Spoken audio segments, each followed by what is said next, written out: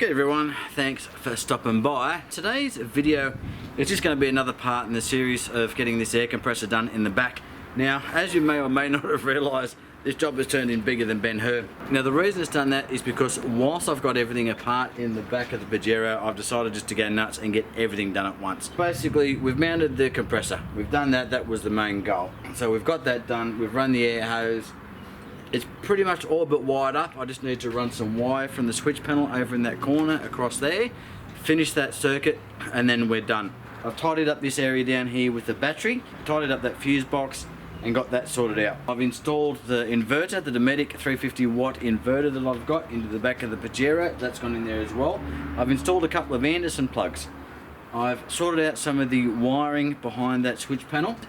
I've just switched a few things over to where they were located, which switch they are on. Both of those Anderson plugs are going to be on their own switch. So one of those is going to be the fridge, one of those is just going to be auxiliary for anything else I want to run. If I'm doing any portable radio work, I can connect into that and work from there. Keeping in mind that I still have the one on the back of the Pajero in that double stack of Anderson plugs. So if I want to do something remotely, I can do that as well. That one up there is probably going to be used for chargers and the like there as well. Now the inverter is going to basically be used for running my Ozito chargers in the back of the car when I'm camping. So when I go camping, I like to always have my 36 volt Ozito chainsaw charged up and ready to go. Link up there in the corner if you want to go and have a look at the review of that. But basically I go out, I use it, it goes straight back into the back of the car, it gets hooked up to the batteries get taken off, they get put on the charger, and the solar's charging it all the time. So the good news is, anything that I want to run off those Anderson plugs, whether it be those two there, obviously the one with the fridge, that one just up there, or the one that goes off the auxiliary off the back, always going to be running off this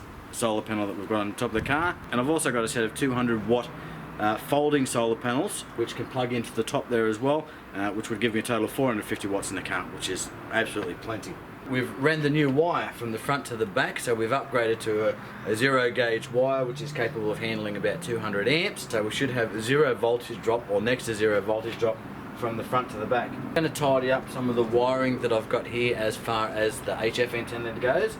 We'll sort that out, and I think that's about it. Now, a couple of the videos that I've separated, you would have just seen the one where I ran the wire from the front to the back, rather than having people sitting through 30 minutes, 40 minutes worth of video where I'm just going through the whole thing. What I'm trying to do is, if there's a project or a part of the project that people can do or might be interested in knowing how to do, that would be separate to this specific project, and I'm going to make it as a breakout video, and we'll just do that on its own, 8-10 minutes, something like that, so we can sit through that. With that in mind, that's why we did the running of the power cable from the front to back as a separate video, and Roy has asked me to do the remote control wiring as a separate video as well. Now, I just come back from Super Cheap, grabbed some new connectors, had to grab some new lugs so we can ground some stuff, and I don't know if you're anything like me, but this is what my socket set looks like. It's piled under all my wrenches, and it's just a box of bits.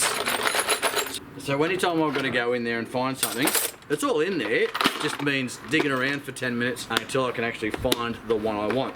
So with that in mind, I treated myself to a new Stanley set of ratchets, sockets, whatever you want to call it. Now, I'll just show you why I went with this one. But again, if you're anything like me, you buy these socket sets, and I've had several over the years, and inevitably I stop putting them back in their spots, and eventually they just go into a bag or a toolkit or something like that, and then they just roll around, you lose pieces and whatever. So I have promised to myself, this being a nice little set is gonna stay in this box, and they go back to where they come from. So anyway, just give you a quick look at it. There was something that I really liked about it.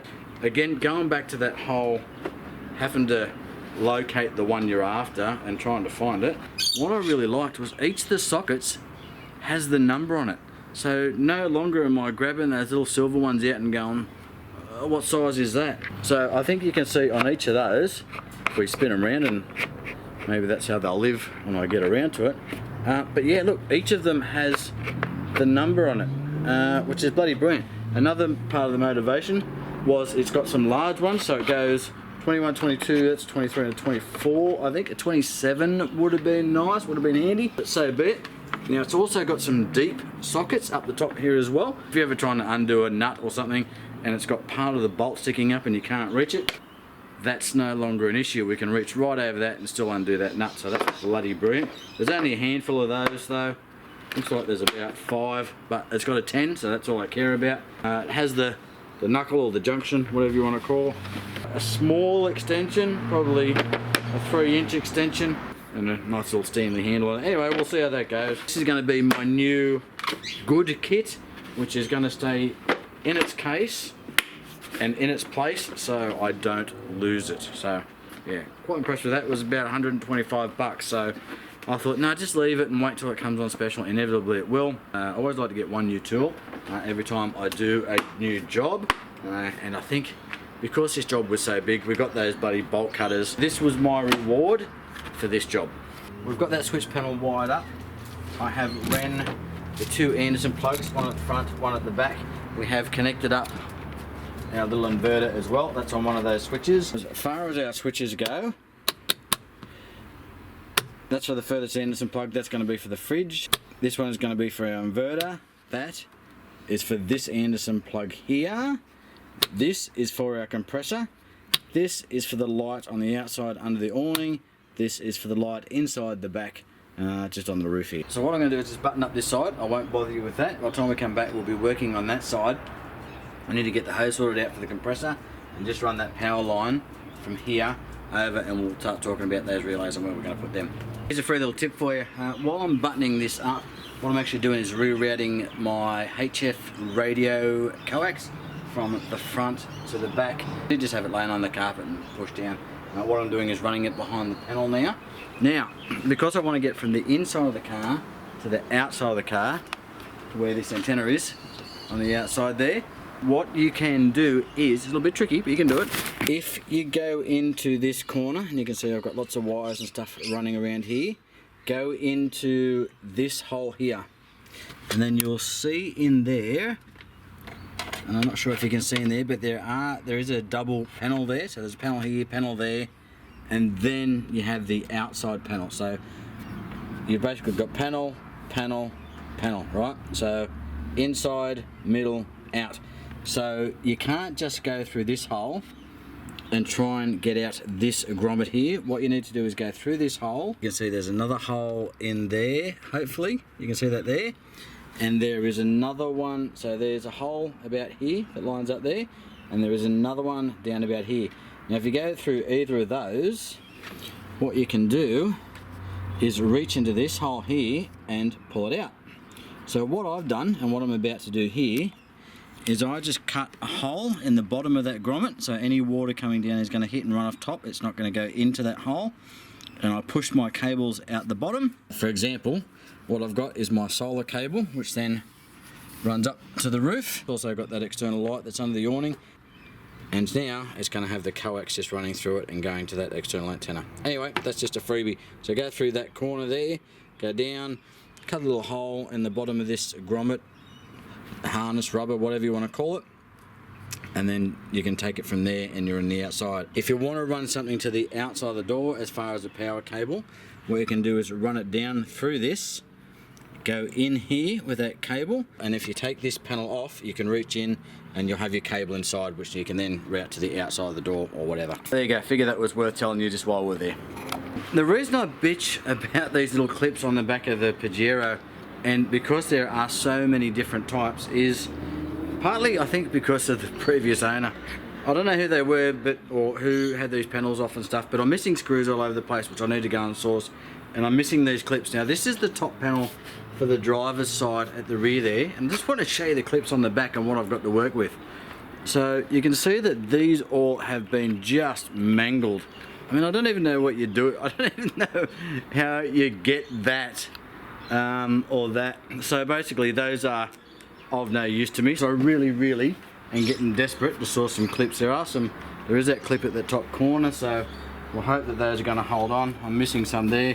You can see it's got these blue ones, which are pretty much just locators rather than holding it in there. I did notice somebody sent me an email commenting something about clips. Now I do apologise, I don't recall your name. I haven't actually had a chance to look at the email, I've just seen the title of it, so I'm going to jump in and have a look at that. So if anybody else has got a source of places for clips for your Pajero, please let me know, because like I'm desperate. These things are I don't know who's been doing what to this, but it's pretty average, and I need to get it sorted. And I desperately need some for the front grille as well. Anyway, there you go.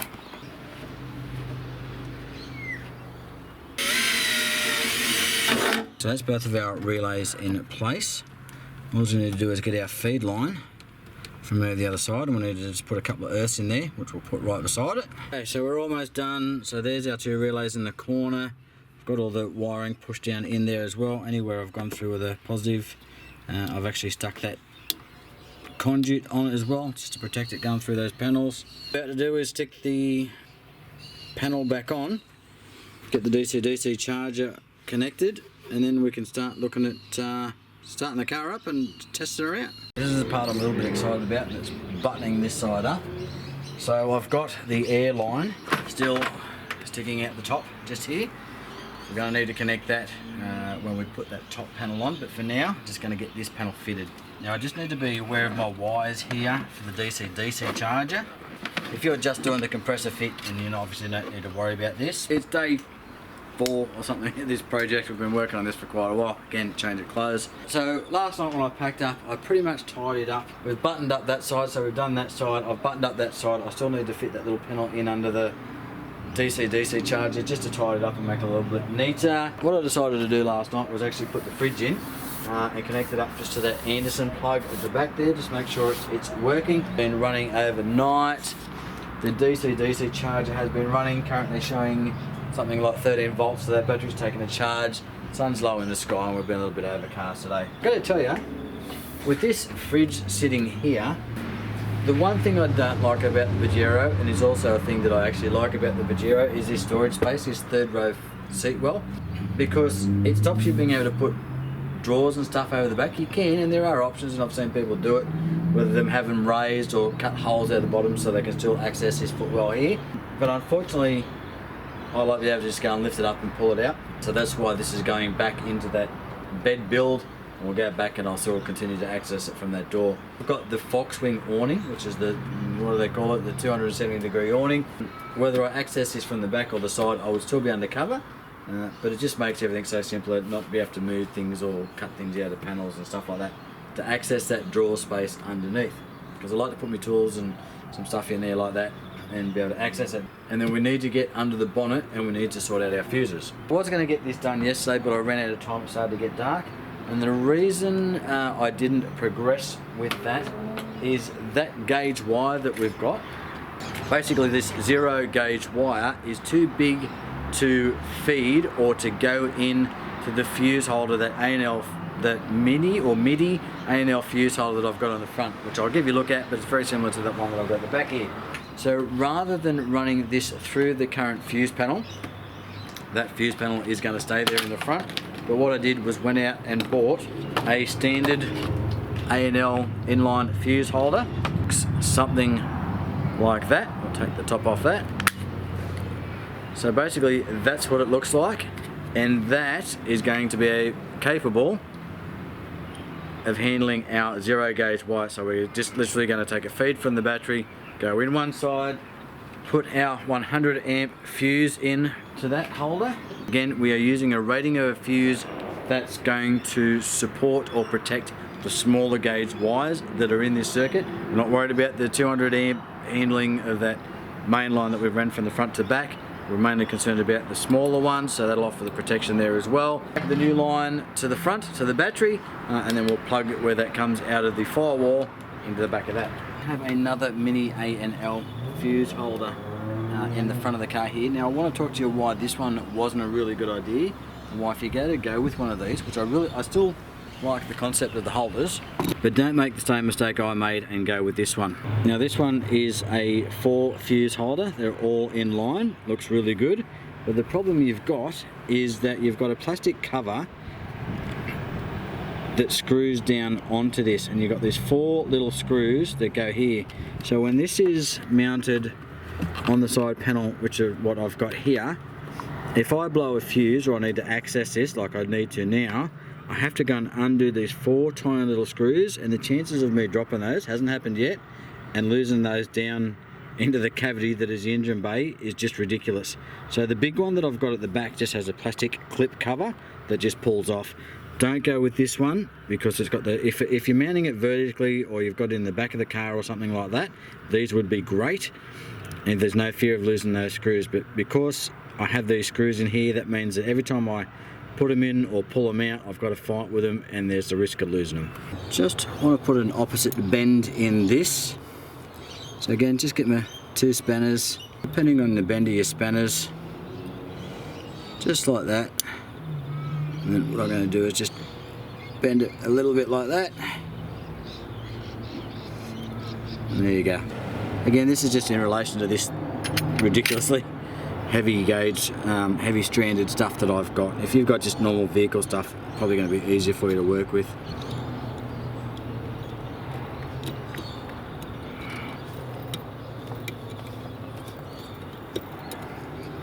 Just going to clip our little cover on.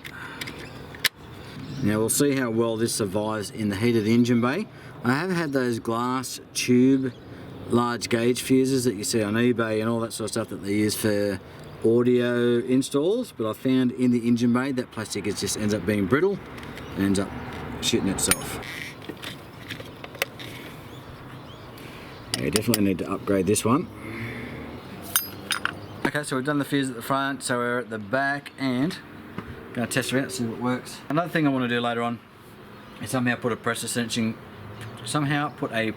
sensing switch in line with the compressor, so that when I don't have anything plugged in, if that little hose gets to 100 psi or something like that, then it's just going to cut off.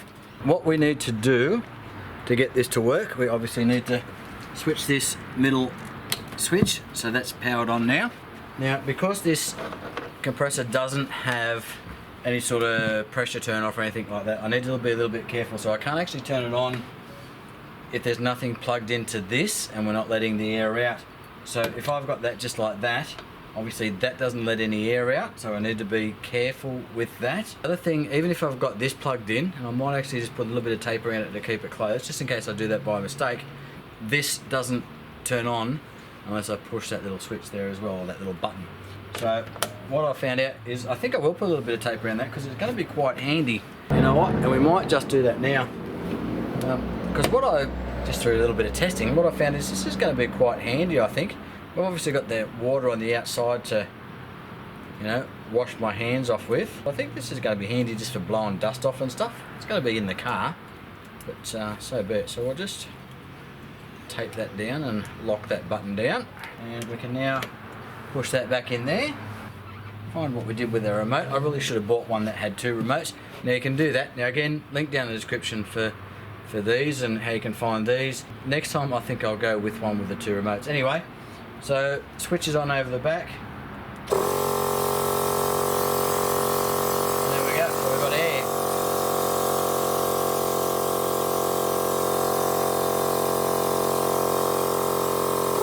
Not the sexiest thing you've ever seen on YouTube. Anyway, so that's it, we're done. We've got a dcdc charger all plugged back together and it's working. I need to sort out the wiring under here, not going to bother you with that. Got our inverter over here, that's all plugged up. Over to the right there, we've got our Anderson plug, so that's going to be the one running our fridge when we get all that put back in. And we've got an Anderson plug up there, and there's our switch panel. So that's it, guys. Thanks very much for following this one along. I know it's been a long video, we've done lots and lots of stuff. I'm going to run some coax for out the back. I didn't get around to putting the cigarette lighter socket back in because I'm going to actually run that off, screw there or something, because I'm going to get around to running that just off the auxiliary battery out of the back, but I need to go and buy the socket, so I have to get on eBay and buy a cheap one of those. That's it. If you've got any questions, obviously feel free to post them up, let me know, opinions, all that sort of stuff. More than welcome to take the feedback, etc. If you've got any suggestions on how I can make the videos better, or there's something else you want to see, film, here's a green, oh shit, that's a long way out. So coming up, For future Pajero type videos, there's going to be other stuff intertwined. But as far as future mods and stuff I'm going to do the Pajero, we're going to do all the grounding in the engine bay. So battery to ground, engine to ground, alternator to ground. Just going to upgrade the other side of this electrical system. We've put all the big thick wire through for the positives. Now we need to just go and make sure we've got that matched on the negative side. I do have a Donaldson secondary fuel filter, so I'm going to get that fitted. Problem is I'm going to need to adjust some stuff where I've got some relays and that for the driving light, so we'll get around to doing that. The custom snorkel, that'll be coming. It's going to be a few months because I need to save up some money for that. It's going to be about $700-800 bucks, I believe. There's a local fella, the Candy Fab, I believe he's called, who does custom snorkels. I've been in touch with him. He's happy to let us film the whole process, so we'll do that. We'll take you through that. If you've got a custom snorkel, I'm interested in your opinion. So if you've got any warnings, tips or tricks that I need to be aware of before we jump in, let me know about that. Would like to fit a catch can, but that's well down the track. I've got my M&M torque lockup kit back. They've done an update to the firmware, and now that we can start to get out, hopefully it won't be too long till we can go camping, I can start to drag that caravan around and we can get some tests done. I did promise Marshall I'd do that once I got the M&M torque kit, but we just, with the fires and I just haven't got around to doing it. So we're basically set up, just need to drag the caravan around. We'll have the torque lockup kit turned off, we'll do some trans temps, and then we'll set it back up, we'll turn it back on, and we'll take it for the same run, or same as we can, and just check what our trans temps are, and I'll just let you know what I'm thinking about it. So there you go, it's a beautiful night. I think I'm going to go enjoy it. I've had enough of this project, I'm really over it.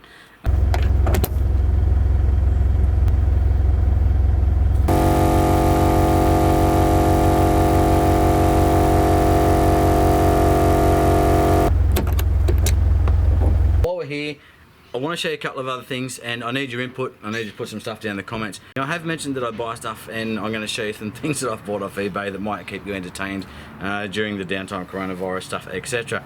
Now, I'm not sure how much of this you want to see, how much you want to just see the regular content, you know, me working on the Pajero, doing something on the caravan, that sort of stuff, amateur radio. But I do want to branch out a little bit. It is difficult for me to get content just being restricted to those sort of three categories, so that's why I like doing my reviews and stuff like that. Now here's something that I picked up off eBay, and I'll give you a quick look at it. Because I don't have a lot of knowledge in some of these areas, that's why I tend to, you know, steer away from them. I would like to give you some overviews on some of the stuff that I've bought, because I think you might find it interesting. Now this came in, I think this cost me around about 25 bucks. Again, you know, everything linked down in the description.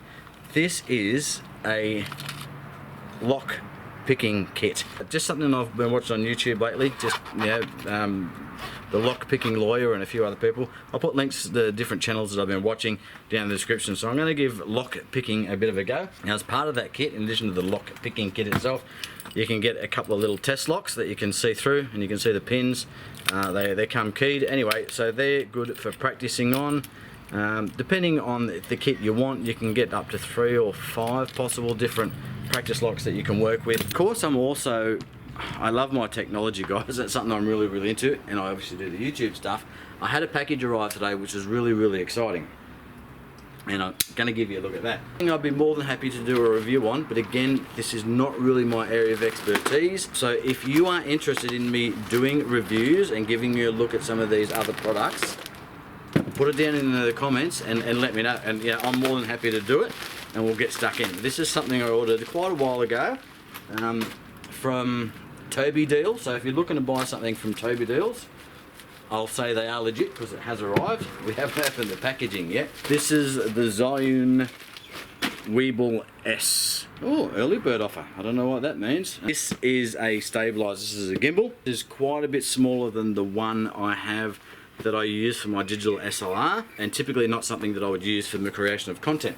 Now while we're talking about creation of content, my friend Steve, who has the channel Mud Ducks 4-wheel drive, you've seen him on the channel a few times, he recently did a video covering off all the camera gear that he uses, and that got some good responses. And so look, again, you know, if that's something you're interested in, you want me to take you through the process that I use for creating the content that you get to see, let me know, and I'll give you a rundown of all my camera gear and basically show you what I use to edit and all that sort of stuff.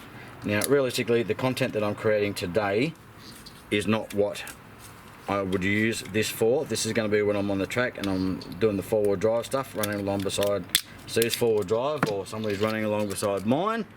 This is when we'll use this. Wow. Actually, that feels nice and solid. It's feels quite a bit more solid than I expected it to. Yeah, I'm really keen to get and have a go at this.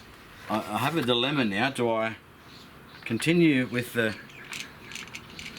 big job that we've got at hand, or do I go and play with a new toy? Now, of course I love you. I'm going to put this away and I'm going to play with this later on tonight. But anyway, so that's the new gimbal. So if you're interested in a review or just an overview, probably more so than anything else, I can give you a look at that a little bit later on. Thanks very much for stopping by. I hope this was of some use to you. Hopefully, at the very least, it was mildly entertaining. Thanks very much for stopping by. We'll catch you on the next one. Cheers.